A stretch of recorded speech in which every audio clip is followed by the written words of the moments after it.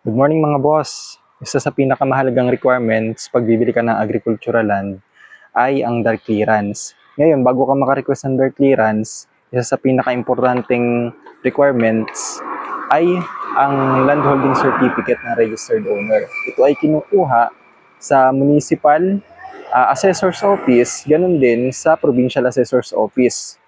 Yan.